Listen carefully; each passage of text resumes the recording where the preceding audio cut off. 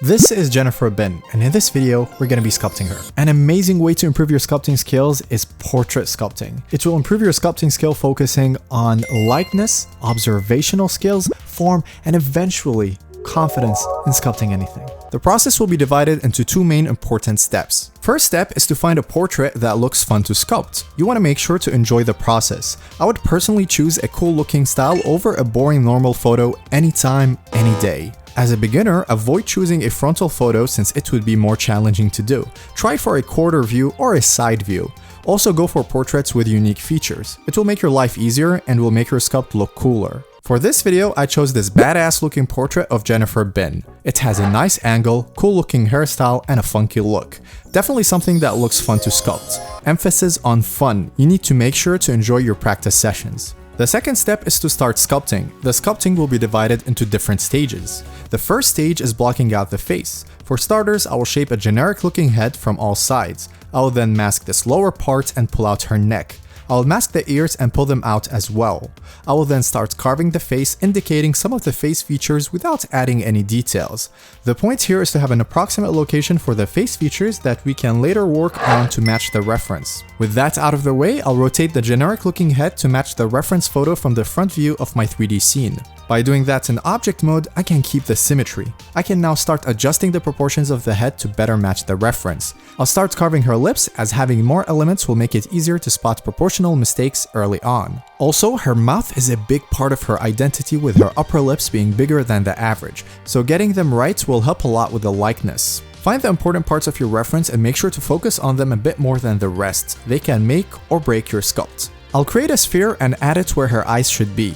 Keep in mind, generally speaking, the eyes have a huge impact on portraits. Getting the placement, shape, and overall look of them right will play a big role on the likeness. Your sculpt doesn't have to be exactly like the reference. You can either go for a perfect match or make a stylized sculpt with the likeness of the reference. Just make sure to closely observe what makes the photo unique. Which features should you get right and focus on the most? I'll keep the eyes like this for now. We can improve them later on. Here I will sculpt her nostrils, then continue to improve the form of her head, taking the reference image into account. I pushed her details a bit too much for this stage, but that's okay. Let's move on to stage 2. For the second stage, I'll start blocking out the second important element, which in this case is her hair. I'll use primitive shapes and divide the hair into 4 different parts. The idea here is identifying the big forms and separating them to make your sculpting experience a bit smoother. Depending on the reference and portrait you have, the main elements might be different. For example, for my reference, her hair plays a big role in her likeness, so I want to make sure that I get that part right.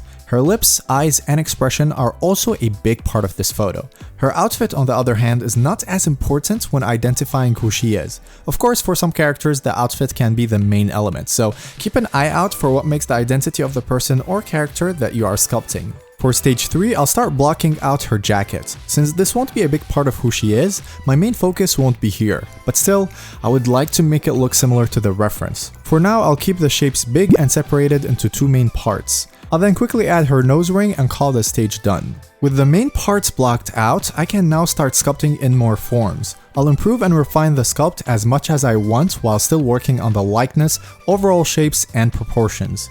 This stage is where you will want to spend most of your time. Of course, make sure that your blockout stage is at least decent. The better the big forms are, the smoother this part will be. You will also end up with better results. I'll model the iris here, then I'll rotate her eyes similarly to hers in the photo. I'll improve some of the forms such as the eyelid's shape, the eyebrows, the cheeks, the nasolabial fold, the lips, and fill trim. I'll then jump back here to start carving the hair strands, mainly to show the flow of the hair. Once I am done, I'll go back to the face to continue to improve the forms. Make sure the shading of your sculpt looks good and organic, nothing too flat. Observe your reference, look at the lighting and shading to figure out when the form goes outwards and when it goes inwards.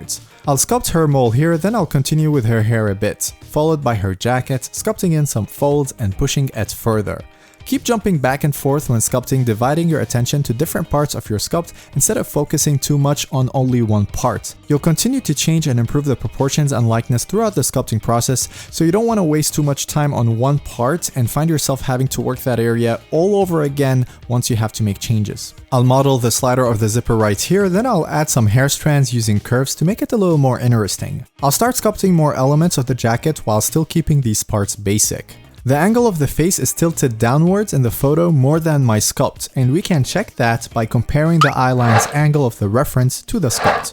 I'll fix that by rotating her head a bit to match that. The closer you start getting to the likeness of your reference, the more you'll be able to zoom in different areas and focus on finer refinements. I will now work on the jacket a bit, which is way behind the face and the hair in terms of form and refinement. I'll sculpt in more elements of the jacket, refine areas, smooth some parts, and rework them if needed. If you add details too fast, sometimes you'll have to take a step back, remove from the details to smooth the primary form, and then work it again. This is what happens when you get impatient and sculpt details too fast. I'll get back to the face and start sculpting some of the individual eyebrows just to add a small touch of realism to the sculpt, and then I'll improve the form of the upper eyelids. Don't forget, the eyes play a big role here, which is why you will see me jump back to it a few times till it looks good.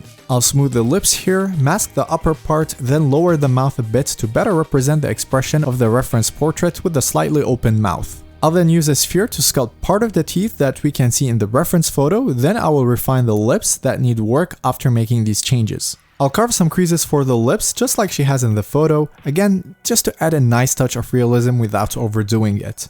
I will then go ahead and continue to work the forms of different parts of the face. Don't forget to relax. Observe the reference, and with great intention you will notice a lot of subtle differences in the form that you can then apply to your sculpt. There is a great deal to learn from each reference and sculpt that you do as long as you are intentional about it. The form and shading of the hair looks a bit wonky here, so I'll clean it up right away. Again, this stage is where you will spend most of your time refining areas and improving the form. Make sure you compare your form to your reference as much as you can. Now that the proportions are acceptable and the likeness is more or less there, I can start with the fifth stage where I will take the sculpt from amateur level to the real deal. Of course, this stage is for when you get good enough in the previous stages. If stages 1 to 4 are lacking, then you won't be able to do too much in this stage since it is simply building up on what you already made. Here I'll start to add more details and refine the form as much as I am willing to put time into this one sculpt. I'll go to every area and make sure that the form is on point, looks organic, and is interesting. This stage is all about mastering form and adding tertiary details if needed. I'll add more hair strands, carve more details here and there, refine the flesh, the skin, and continue to push the sculpt. In this stage I'll tend to zoom in more than before, and I'll also use smaller sized brushes. Don't expect to get this right from the start. It takes a lot of practice to get good and to get the hang of it. The most important thing is to enjoy the process. Don't be impatient and make sure to learn from every sculpt you do. As long as you do that constantly and consistently, you will drastically improve with time. I am more or less done with both the face and the hair, so I'll go ahead and work on the jacket a bit more, improving the folds and overall form of the whole thing without spending too much time on it since it is not the main focus here. Once I'm done, I'll add the earrings for her ears using simple shapes and methods. They're just a small part of the portrait, so I won't do anything fancy here. I'll now change the form of the eyes to be a bit more natural looking, then I'll start with the next step. The sculpting is done, so for this bonus step, I'll add some lighting to match the portrait reference since I thought it looked interesting. I'll turn the background purple, then I'll start adding lights to try and match the overall feel of the photo. Bluish tint lights to the front and a saturated pink light to the side will mostly do. I'll make sure that this part of the jacket emits light, then I'll turn the jacket and zipper sliders black. I'll paint the hair pink and also apply that color to the hair strands. I'll then paint this part black, use the same color for these hair strands, and then I'll paint this top part black as well. I'll continue to paint the hair a bit for shadows and highlights, then I'll start painting the face. I'll paint reds and some skin tones on her face, then I'll add some darker colors for her eyebrows and eyelashes. I'll paint her lips, refine the eyelashes, then paint her eyes black, her iris green, and her pupils black. I'll add a pink rim light here and a blue one there. I'll finish up painting her hair, then quickly change the form of her upper eyelids to match the reference a bit better. I'll paint her mole and call it done. Nice, real nice. It is extremely important to remember to enjoy the process while sculpting. Relax, take it easy, don't get frustrated when you don't get the results right away, because sculpting is a skill that's earned, it's not given. It takes time, it requires patience, and consistent practice, consistent efforts. As long as you do that, you'll definitely improve before you know it. You can check out my Patron for monthly sculpting content and tutorials. You can also check out my Gumroad for sculpting courses. I'll add links down below in the description of this video. Of course, don't forget to subscribe to this channel for more free, awesome content like this one. Also, give this video a like, a share, and I'll see you guys in the next one. Peace. You are beautiful.